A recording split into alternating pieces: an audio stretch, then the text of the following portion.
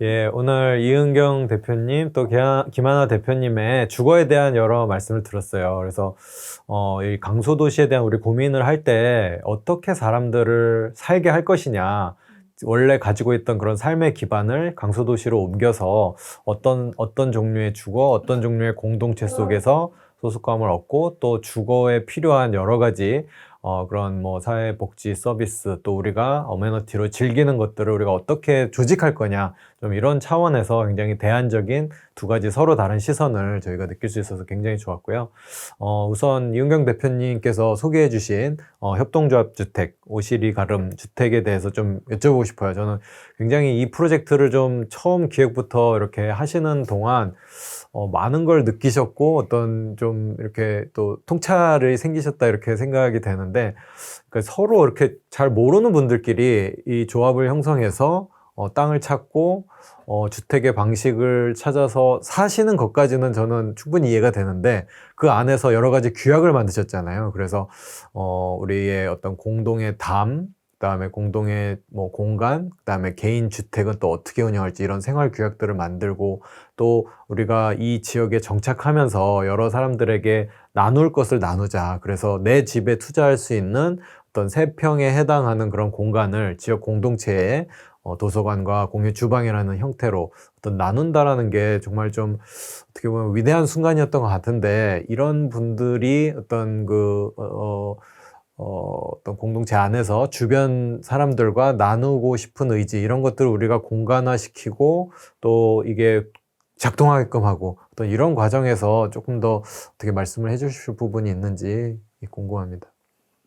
근데 아까 김하나 대표님이 발표하신 것 중에 취향 공동체 이런 얘기를 하였잖아요. 그게 어떻게 보면 젊은이들에게 통용되는 그러한 좀 더 뭐랄까 직접적이고 어떤 가벼운 내용일 수 있지만, 사실 그분들에게도 그것이 취향이면 취향인 것이죠. 어떤 그 주거 공동체에서 가치를 그 지향점을 자신들의 어떤 취향, 앞으로 살아갈 목표, 이런 것들을 공유하는 것 자체가 굉장히 중요하다. 그래서 설계하는 과정이 그러니까 모르는 사람들이랑 만나서 가치를 공유하는 과정이었고요. 근데 그 안에서 어떤 사람이 새롭게 들어오고 또 새롭게 또 나갔죠. 동의하지 않은 사람은 나가죠. 네, 그럴 수밖에 없는 것이고요. 그렇다고 해서 다른 하나는 그 공동체가 타인에 대한 배타적이지는 않아야 되기 때문에, 안 그러면 배타적이면 그 공동체는 고립되고, 그러니까 소통하지 못하면 그 자체로 그 내부의 갈등을 해소하지 못하기 때문에 와해되는 거죠. 그래서 사실상 공동체라고 하는 것이 외부와 소통하면서 내부의 갈등을 해결할 수 있는 구조가 굉장히 중요하다라는 그런 생각이 들었어요. 그래서 저는 오히려 오시리 가름의 프로젝트를 하면서 제가 더 많은 거를 배웠던 것 같아요. 왜냐하면 저보다 더 앞선 시대를 사신 분들이 어떻게 공동체의 갈등을 해결할 것인가, 특히 부동산을 매개로 한 갈등들, 특히 요즘에 부동산이 갑자기 가격이 올라가면서 그 가격이 만들어지는 그러니까 부가적인 가치를 어떻게 나눌 것인가라고 하는 이런 것들에 맞닥뜨릴 때 거기에 대한 그 원칙을 세워두지 않으면 나중에 공동체는 와야 된다라고 하는 그런 생각을 하셨어요. 그래서 그 공동체를 어떻게 운영할지, 뭐 집들을 어떻게 사용할지 이런 것들도 있지만, 가장 큰 것은 그 협동조합 주택의 그 형식에서 어떤 사람이 새로운 사람, 그러니까 기존에 살던 사람이 이주를 나갈 때, 그리고 새로운 사람이 들어올 때 어떻게 이것을 관리할 것인가, 그리고 그랬을 때 기존에 있는 공동체는 어떻게 유지가 될 것인가라는 거에서, 첫 번째는 그 시간이 지나면 땅값은 오르고, 건물은 감가가 되지만 우리나라는 기본적으로 땅이 많이 오르죠. 그러면 기존의 협동조합이 그 벌어들이는 가치에 대해서 나가는 사람들은 그 가치를 100% 다 가지고 나갈 수 없게끔 하는 것. 이것이 규정하는 어떤 그 레벨, 그러니까 수위는 지금 현재 그 부동산 가치가 갑자기 너무 많이 오르니까 집을 팔고 나가는 팔 이윤을 가지기 위해서 그냥 함부로 팔지 못하게 하는 것. 이것이 하나가 있고요. 두 번째는 특히 제주도나 어떤 지역에 있는 집들을 마련했을 때 집이 갑자기 에어비앤비 같이 쓰여지는 것, 이렇게 하지 못하게 하는 것. 왜냐하면 공동체 안에 사람들이 살더라도 갑자기 누군가가 그 집을 그 숙박업소로 이렇게 활용해버리면 살고 있던 다른 사람들에 대한 어떤 배려나 이런 것들이 없어지기 때문에, 그러니까 제주에 있는 많은 타운하우스들이 사실상 숙박업소로 활용이 되죠. 근데 이 공동체는 숙박업소로 활용되는 걸 좀 막기 위해서 그런 규정을 가지고 있었다라는 것. 그러니까 그 두 가지가 있었기 때문에 그건 처음부터 가지고 있었던 거여서 사실상 그 거주민들의 그러니까 공동체를 그러니까 지속 가능하게 만들고자 하는 그런 장치를 처음부터 말씀을 하면서 그러니까 시작을 하셨었어요. 근데 그것이 사실 제가 지금 볼 때 그 공동체가 어느 정도 매우 느슨하지만 시간이 지나도 계속 유지되고 있는 어떤 그 지점이 아닌가 이런 생각이 좀 들었고, 그런 거에 대해서 좀 많은 배움이 있었던 것 같습니다. 네.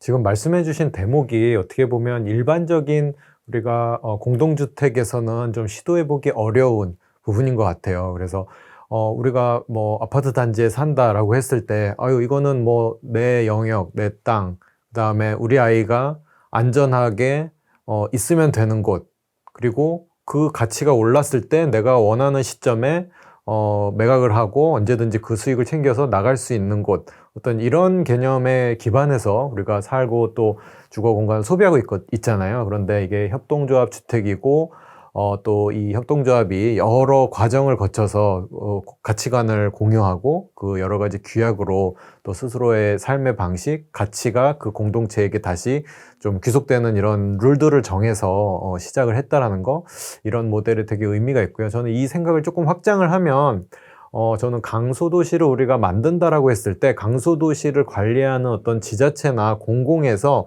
이런 역할들을 다 하기가 굉장히 어렵다고 생각해요. 왜냐하면 어느 지자체든 이미 그 시민들을 관리하고 그들에게 이제 서비스를 제공하는 어떤 방식이 있는데, 지금 어떤 강소도시가 만들어진다고 해서 그것만의 어떤 새로운 규약과 어떤 이 사람들의 가치를 위해서 지금의 서비스나 행정 체계를 다 바꿀 수가 없잖아요. 그 말은 결국엔 강소도시에 안착하고 거기에서 삶의 터전을 일구는 사람들이 그들만의 어떤 가치관이 여러 가지 제도화가 돼서 공유가 되고 그 지역의 어떤 여러 가지 환경들을 좋게 만드는데 이제 그 피드백이 돼야 되거든요.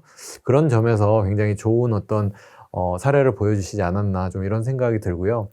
여기로 가신 분들이 물론 어떤 의지가 있어서 가셨지만 뭐 서울을 비롯해서 우리나라 여러 곳에서 어떤 그 평생을 보내신 60대 베이비 부모들이잖아요. 제주도로 가셨을 때 어떤 적응? 그런 새로운 환경에 대한 만족감 혹은 불편함? 혹시 또 이런 말씀들도 있었는지 궁금하네요.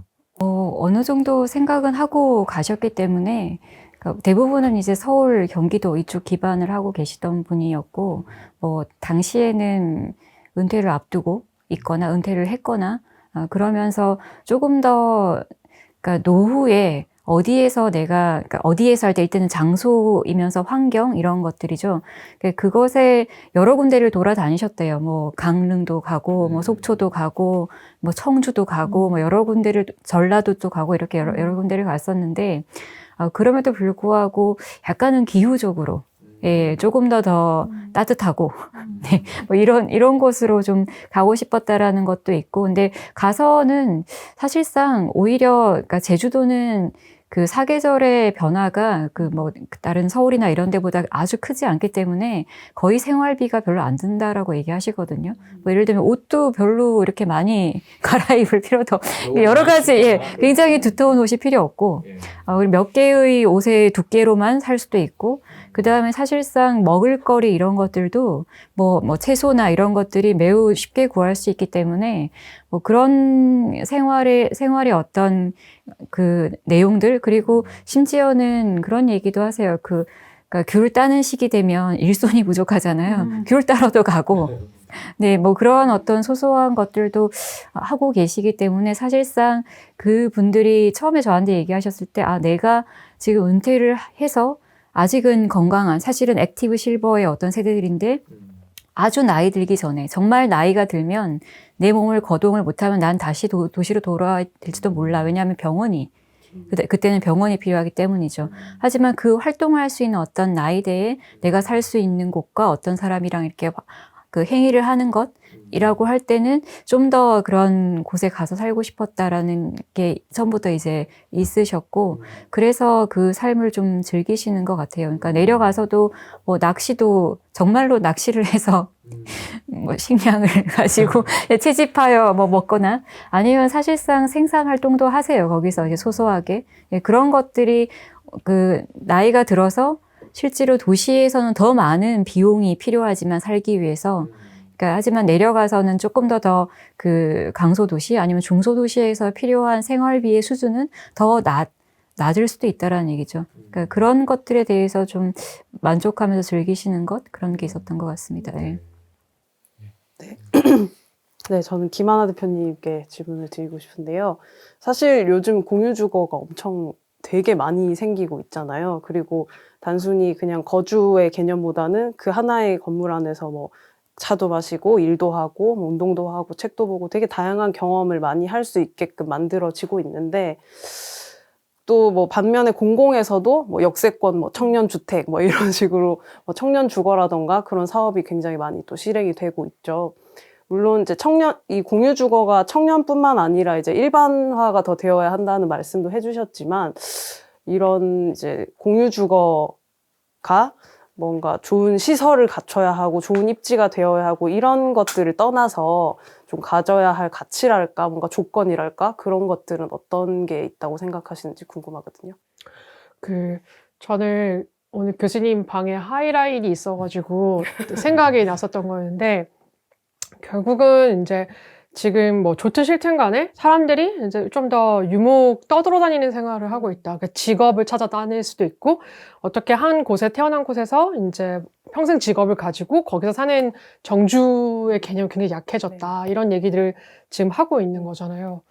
그럴 때 저는 그럼 정주의 개념이 약해진 게 어떤 가치의 관점에서 어떤 이슈가 있을까라는 생각을 했었을 때 드는 게 바로 저 하이라인의 사례라고 생각하는데, 무슨 말이냐면, 저희는 이제 보통 어떤 동네가 변하거나 우리 주변의 환경이 바뀔 때 아무도 거기에 대해서 어떻게 보면 이제 반대하거나 목소리를 내는 시민이 없다라는 얘기를 많이 하거든요. 그래서 뭐 얘기하는 게 하이라인 프렌즈가 있어서 저거를 어떻게 쓰면 좋겠다라는 시민들이 이제 어떤 정부의 움직임이 아니라 이제 사회 시민운동으로서 저런 것들을 가지고, 그러니까 결국에는 저는 그 시민들이 이것을 가지게 되는 것이 바로 이제 약간 주인의식이라는 표현을 할 수도 있겠지만, 이 동네가 내 동네이고, 이 지금 보고 있는 나의 이제 풍경이 나의 풍경이기 때문에 이것에 변하는 것에 대한 목소리를 내고 참여를 하고 얘기를 하는 거잖아요.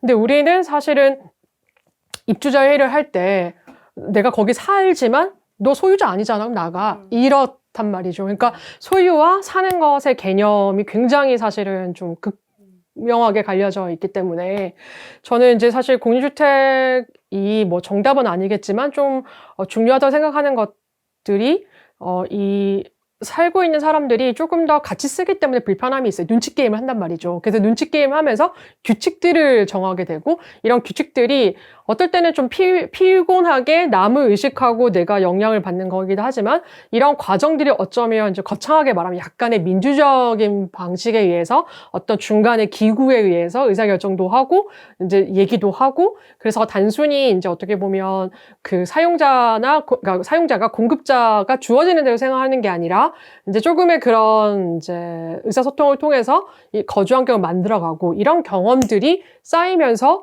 좀 의미 있는 변화들, 도시 변화들을 만들어내지 않을까라는 생각하는 게, 제가 이제 뭐 그냥 한 사례로 얘기를 하면, 저희가 역삼동에 이제 쉐어하우스를 만든 적이 있었는데, 역삼동이 서촌에 있는 거에 비해서 훨씬 시설이 좋았어요. 근데 입주자 모집 굉장히 안 됐거든요.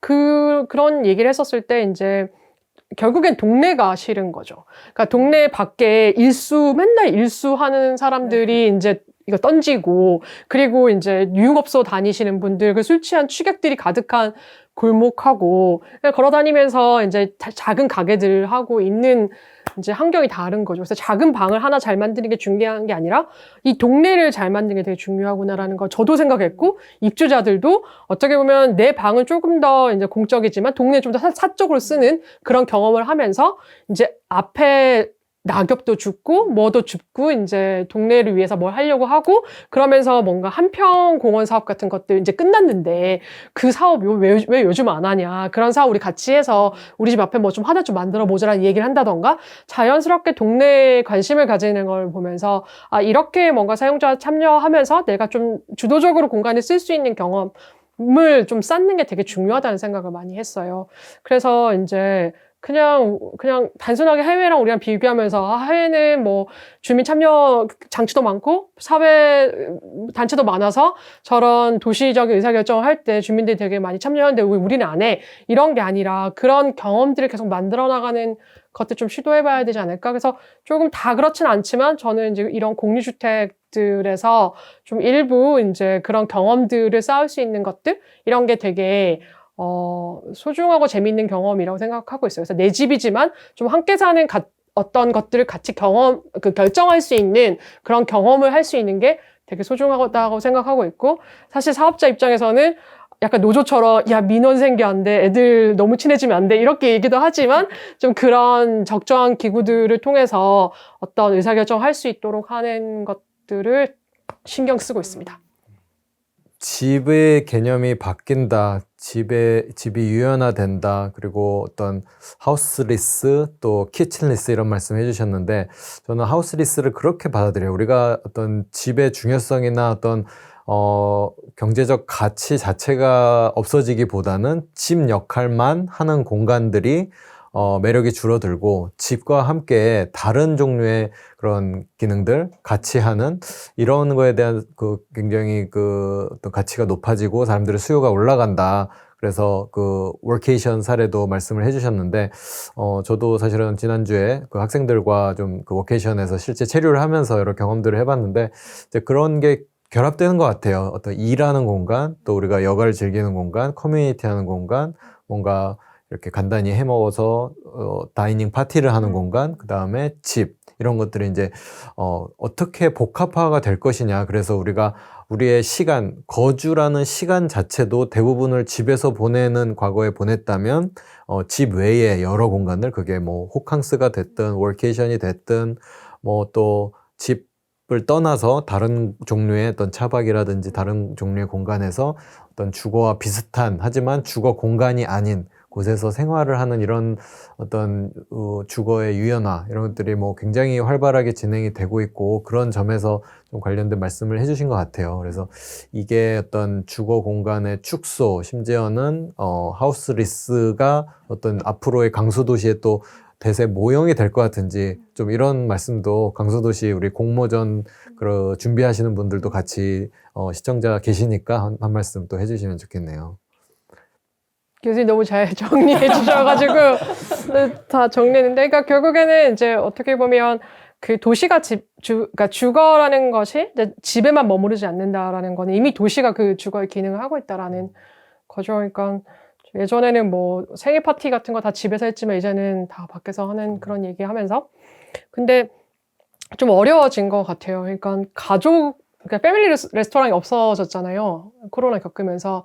그래서 제가 없어졌어 막 이랬는데, 패밀리가 없는데 무슨 패밀리 레스토랑이 있어 이런 얘기를 하더라고요. 그래서 저는 이제 가족이 없는 시대에 우리의 이제 거주 환경은 어떻게 될 것인가라는 사실 큰 고민이 시작된 것 같긴 해요. 그래서 그렇지만 또 모든 게 집이 될 수도 있는 거고, 그렇기 때문에 좀 오히려 저는 조금 작은 단위로 내려와서 약간 화이트 조닝처럼 뭐든지 할 수 있는 계획을 세워서 무엇이든 가능할 수 있는 좀 공간을 만들 수 있으면 좋을 것 같다는 생각을 하고 있습니다.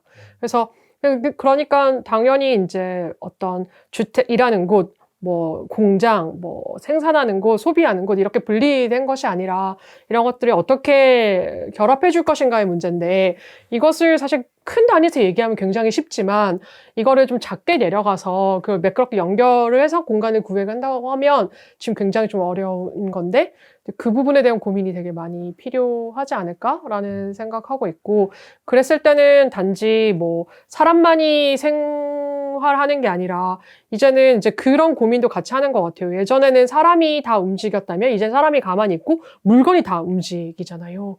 그렇기 때문에 이런 사람의 동선, 그런 물류의 동선, 이런 것들을 생각을 해보면 에너지의 동선 이렇게 생각해보면 도시라는 게 너무 복잡해지고 있기 때문에 예전에 관념대로 이런 계획을 할 수 없다고 하면 조금 작은 단위로 나뉘어서 좀 도시 설계나 건축 설계가 조금 더 결합된 형태로 정말 그러니까 뭐든지 할 수 있는 제안들을 계속 더 많이 고민해봐야 되지 않은가라는 생각을 해서 이런 열린 과제들의 제안이 더 많아져야 된다고 생각을 하고 있습니다. 네.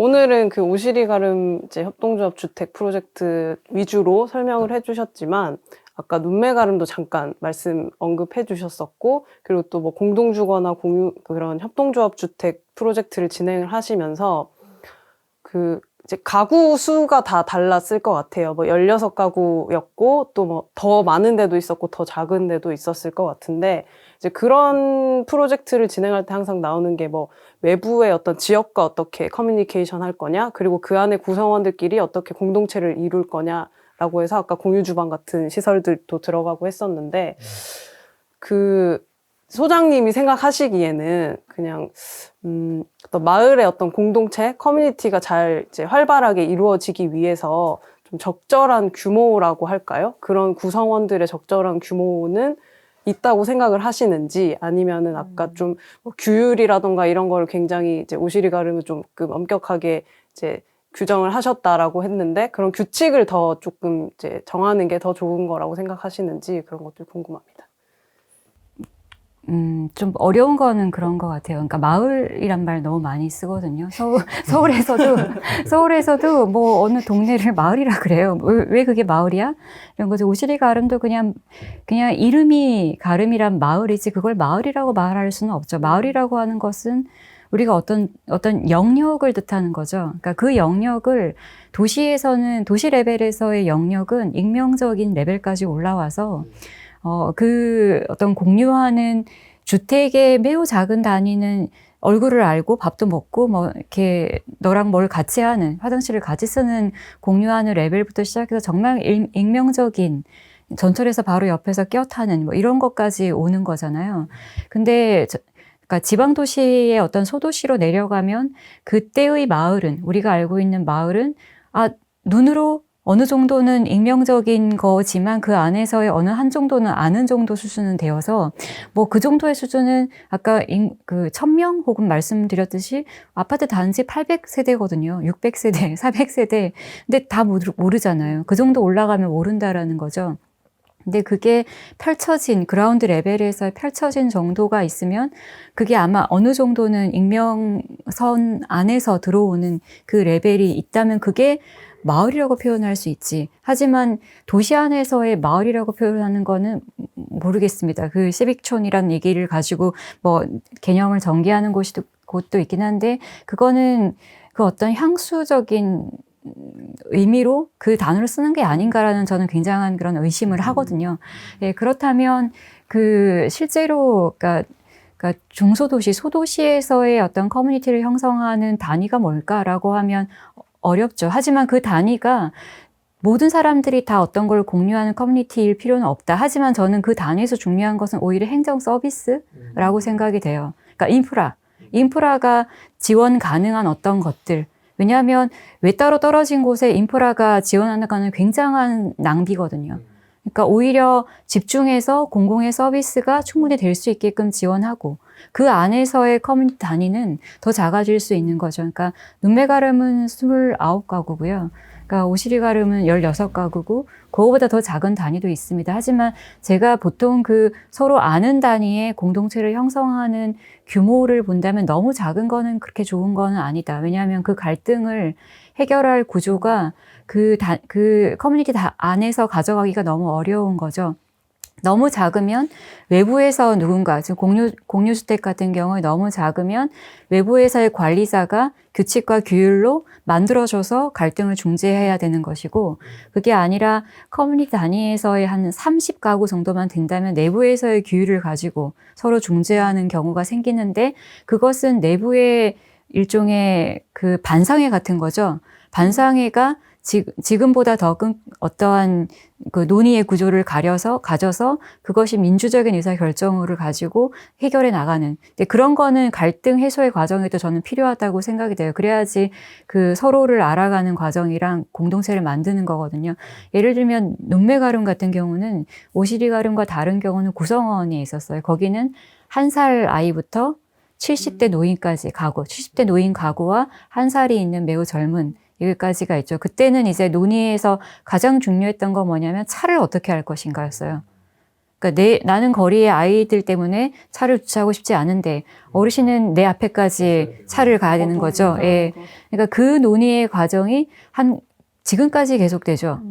해결이 안 되죠. 하지만 그걸 가지고서 이제 그러면 언제부터 언제까지는 차를 대도 되고 언제까지는 차 없는 거리로 하자. 뭐 이런 게 어떤 갈등을 해소하는 과정이지만 근데 그런 해소하는 과정이 있어야 커뮤니티가 더욱더 단단해지고 하는 것들이라서 그러니까 이게 뭐 특정한 단위가 좋다 아니면 특정한 커뮤니티 단위가 이상적인 각오가 있다라고는 말씀드리기가 어렵지만 매우 어떤 그룹에 되는 다양한 것들이 오버랩이 돼서 전체적인 어느 정도 그러니까 네트워크가 형성되는 거 그게 사실은 우리가 알고 있는 그 소셜 네트워크이잖아요. 그것이 어떤 가시화되는 것 그게 어떤 지역 공동체 하나의 형성이고 그 지역 공동체를 어떻게 만들어가느냐 뭐 그걸 가지고 뭐 예를 들면 리케냐모토 선생님은 지역 사회주택이라고 얘기하면서 지역사회권을 얘기하면서 한 500명을 가지고 뭔가 모델을 만든 경우도 있긴 하지만 무언가의 그 단위는 저는 어느 정도의 단위는 커야 된다. 지역 서비스가 돼야 되기 때문에 하지만 그 안에서의 잘게된 단위가 좀 더 필요하다. 그리고 그 잘게된 단위는 특히 공유주택의 형식, 그러니까 김하나 대표님께 좀 더 논의를 더 가져가고 싶은 것은 공유주택이 어떤 청년의 1인 가구의 형식뿐만이 아니라 그러니까 가족이 개입할 수 있어야 되는 것. 거기까지 레벨이 가야 지금처럼 갑자기 가족이 생기면 공유주택에서 나와서 나와 어떤 다른 사람이 아이를 같이 케어하면서 그리고 뭐 어떤 학교 근처에, 학군 근처에 가서 살다가 다시 돌아오는 것, 이게 아니고 이것이 무언가, 그러니까 그 가족, 그러니까 여기서의 가족은 아이죠. 그러니까 여기는 이제 가족이라고 얘기하기는 그렇고 육아를 하는 어떠한 가구도 이 공동 그 주택 혹은 쉐어하우스의 어떤 한 형식으로 그 일원으로 가져갈 수 있는 것들이 돼야 아마 그것이 궁극의 공유주택이며 좀 더 쉐어하는 형식으로 나아갈 수 있지 않을까라는 그런 생각이 오히려 드는 것 같아요. 그래야지 어떤 공유의 형식, 공유의 단위 이게 다양해지고 그러면서 조금 더 논의의 구조가 커지는 거 그런 생각을 좀 해보았습니다. 네. 줌을 통해서 또 서현 교수님 접속해 계신데요. 혹시 좀 이렇게 코멘트나 의견 혹시 같이 나눠주실 수 있으면 저희가 듣고 또 답변을 드리도록 하겠습니다. 서현 교수님 혹시 있으세요? 이은경 소장님한테 아주 속물스러운 질문 하나 드리려고 하는데 그 필지 등기들이 어떻게 돼 있어요? 필지 등기가 어떻게 돼 있어요? 필지 등기는 공동입니다. 그러니까 그 개별 필지 소유가 없어요. 아까 보니까 필지 구역이 돼 있는 것처럼 그림이 그려져 있길래. 개별 필지, 그거는 필지 구역의 영역을 저희가 설계하면서 이렇게 동일한 크기로는 나누었고요. 예, 왜냐하면 그래야지 건물이 들어갔을 때 어느 정도 영역을 가지니까. 그런데 개별 필지 등기로는 되어 있지는 않습니다. 건물은 어떻게 돼 있어요? 건물은 다 개별 필지로 되어 있죠. 근데 그것이 공동 소유가 되어 있다는 거죠. 그러니까 오시리가름 협동조합의 공동 소유로 그 전체 필지의 등기 안에 집합건축물 대장으로 해서 A동, B동, C동에서 16개 동이 그러니까 건축물 대장으로 작성이 되어 있습니다. 네. 건축물의 소유자는 개인에게 돌아가고. 아니요, 그것도 아니고요. 그러니까 그러니까 전체 소유자는 협동조합 주택이 이 대지와 건물을 소유하는데, 그러니까 지분, 그러니까 그 협동조합 협동조합의 그 조합원들은 지분을 가지고 있고요. 그리고 이 전체의 등기 안에는 토지는 하나, 그 다음에 건물은 개별 등기는 있어야죠. 그래야지 거기에 산다가 증명되는 거죠. 주소지를 등록해야 되니까. 네, 그렇게 집합건축물 대장으로 지금 등기가 되어 있습니다. 네. 이게 아마 유일할 거예요, 국내에서. 네, 유일할 거예요. 세금 관계가 굉장히 뭐죠? 예, 되게 신기한데 이거는 국내에서 다른 협동조합 주택들은 다 구분 등기거든요. 그러니까 사실은 다세대 주택으로 다 되어서 아파트처럼 다 1가구 1주택처럼 다 등기가 되어 있는데 여기는 유일하게 그렇게 되어 있지가 않아요. 예, 그래서 아까 그 규율 같은 걸로 그냥 팔고 나가는 게 이제 팔고 나갈 수는 있지만 그것으로 이득을 취하기 위해서 함부로 팔고는 못 나가게 하는 어떤 장치가 있는 거예요. 그래서 팔고 나갈 때는 올라간 그 어떤 이익에 대해서 공동세에 반환하고 나가야 되는 그런 이게 되게 게 재밌는 있어요. 건데 네네. 생각해보면 네. 땅과 건물의 소유주가 협동조합이잖아요. 근데 협동조합은 그렇죠. 사실 기업이잖아요. 그렇죠, 그러니까 기업이죠. 기업이 운영하는 주거에 개인들이 어떻게 보면 임대에 들어가 살고 그렇죠, 있는 그런 거거든요. 거죠. 네. 예, 이런 게 굉장히 이런 거고 그다음에 조금 새로운. 그런데 재밌는 건 협동조합의 지분을 가지고 협동조합이라는 있는 거죠. 거는 네. 사실은 거기 있는 구성원들이 다예요. 그렇죠. 그죠? 네. 예, 그러니까 말이 협동조합이라는 기업에게 임대를 들어간 거지 사실은 협동조합 이꼴 협동조합 원이거든요. 그렇죠. 그래서 네. 요 제도가 하여튼 굉장히 재밌는 것 같아요. 근데 이게 사실은 이걸 좀 더 확장하면 거기에 들어가는 협동조합원이 더 많아져서 맞아요. 예, 그게 투자도 하고. 투자도 예. 하고 하면서 그 투자금으로 집을 짓고 맞아요. 그러면 협동조합 수익이 발생하면 조합원은 배당도 하고. 예. 조합원은 아무데나 들어가서 살 수 있고 맞아요. 그러면 그 조합 전체가 투자해서 만들어내는 집은 좀 더 저렴하게 조합원에게 공급할 수 있고 그게 사실은 이상적인 모델이죠. 예, 협동조합 주택 원래 모델이죠. 취지죠. 원래 예. 취지죠. 예, 원래 취지죠. 네. 그러니까 이 오시리 가름 협동조합이 사업을 잘해서 여러 곳에 이런 류의 모델을 만들고 한꺼번에 운영을 해서 조합원을 모집할 수도 있는 거죠. 그렇죠. 예, 그게 그 확장되면 일종의 민간 임대형, 민간 협동조합형의 그렇죠. 주택이 되는 거죠. 저 질문 하나 더 있는데 결국 이게 조합이면은 처음에 만들 때는 전부 다 의지가 다 똑같기 때문에 문제 없는데 결국 정관상 그 해산 절차를 규정을 하잖아요. 이게 천년만년 갈 수 있는 게 아니고 조합 청산의 경우는 어떤 절차를 거친다 그런 게 있어요? 있습니다. 예, 정관을 다 가지고 있습니다. 정관을 다 만들었어요. 예, 제가 그 내용은 제가 읽어보지는 못했지만 이게 조합 정관을 다 가지고 있어서 예측컨대 네네. 조합원들 중에서 네. 몇 %가 동의를 하면 뭐 그런 뭐 게 해산을 있을 한다. 거예요. 그때 배당금이나 뭐 조합원이 냈던 돈들은 어떻게 분배한다 이런 그래서 규율들이 이거 청산을 있겠죠. 뭐 어떻게 한다 청산에 이런 대해서. 게 있는데 전체적으로 기본적으로는 우리나라에서도 협동조합을 이게 뭐 주택협동조합이든 어떤 협동조합이든 협동조합을 결성할 때 5인 이상이 가능하고 정관을 가져야 되거든요. 그러면 그것의 청산 절차도 반드시 들어가게 되고 이것은 부동산이라고 하는 것이 있기 때문에 그 청산에 대한 부분은 정의가 되어 있습니다. 예. 이게 네네. 사실은 거주민들이 반상회하는 게 협동조합의 회의가 돼요. 그렇죠. 그래서 네네. 협동조합의 조합장, 뭐 임원 네네. 선출도 해야 되고 2년마다 네, 임기도 그렇죠. 있고 바뀌도 해가지고 있고. 이게 같이 움직인다라는 네, 게 굉장히 맞습니다. 예. 독특한 측면이에요. 그래서 3대 4대째 왔고요. 네네. 대단히 신기한 게 지금 보면 토지는 전부 다 조합의 소유인데 그 위에 올라가 있는 건물은 개별 등기이므로 사유재산인 거잖아요. 아니요. 아니요, 개별 등기 사유재산은 아니에요. 아니에요. 예. 지분을 가지고 있는 거죠. 예, 지분을. 아니요, 협동조합 전체에 대한 지분을 가지고 있는 거고, 그러니까 그 건물의 그 영역에 대한 지분은 가지고 있지만 그 지분만큼을 가지고 있는 거예요. 아니, 그러니까 그 개별 자기가 사는 그 집 건물의 소유가 아니에요. 자기 거 아니에요? 아니에요. 그 임대 형식으로 되어 있는 거예요. 임대를 계약자가. 말하는 거네. 예.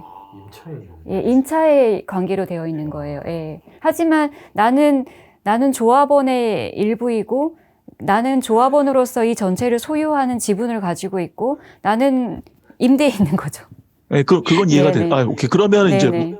제가 질문이 다 그 이제 다 임대료가 다른 해결됐습니다. 거예요. 네네. 네. 네. 근데 이거 시스템이 조금 확장해 보면 되게 네. 재밌는 게 지금은 그 16가구인가요? 그분들이 16개의 집에 살고 계시잖아요. 네. 그런데 협동조합으로부터 임대하는 공간이 집이 아니어도 돼요. 예를 들면 협동조합이 그렇죠. 네. 투자해서 만든 공간이면 그렇죠. 그게 차일 네. 수도 있고 네. 도서관일 수도 있고 네. 아니면 뭐 목장일 수도 있고 예를 그렇죠. 들면 네. 굉장히 이 지금의 주거 중심의 어떤 관계망이 굉장히 비주거 영역으로 도시 확장을, 영역으로 네. 확장이 될 수도 있는 거죠. 저는 유럽에서는 실제로 그랬어요. 그런 그렇죠. 측면에서 이게 그게 또 나중에는 학교가 될 수도 있고 네, 교육 공간이 네. 될 수도 그렇죠. 있고 굉장히 그 강소도시에 좀 거버넌스에 좀 의미 있는 굉장히 그런 중요하죠. 모델인 것 같아요. 네. 확장력 측면에서. 네. 예.